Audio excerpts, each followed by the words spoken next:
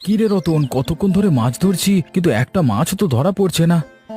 তোমাকে কি বলবো দাদা, আমিও তো কতক্ষণ ধরে চেষ্টা করে যাচ্ছি কিন্তু একটা মাছেরও দেখা পেলাম না। তাহলে কি এই পুকুরে মাছ নেই? থাকবে না কেন গোপাল দাদা, প্রতি বছর তো আমরা এই পুকুর থেকেই মাছ ধরি। আর একটু চেষ্টা করে দেখি, হয়তো পেয়ে যাবে। আর কত চেষ্টা করব, পাওয়ার হলে এতক্ষণে অন্তত একটা মাছ পেতাম। তাহলে পুকুরের সব মাছগুলো গেল কোথায়? কিভাবে বলবো, আমিও তো খুঁজে বেড়াচ্ছি। অবিনাশবাবু, আপনার পুকুরের মাছ কি নেই নাকি? আহা, থাকবে না কেন? তোমরা ঠিক মতো ধরতেই পারছো না। ঠিক মতো ধরতে পারলে অবশ্যই মাছ পাবে। প্রতি বছর আমাদের মাছ ধরবার অভ্যেস, আর আপনি বলছেন আমরা ঠিকভাবে মাছ ধরতে পারছি না। আমার তো মনে হচ্ছে আপনার পুকুরে কোনো মাছ নেই। আমারও তো সেটাই মনে হচ্ছে, শুধু শুধু পয়সাগুলো খরচ করলাম এই মাছ ধরবার পেছনে।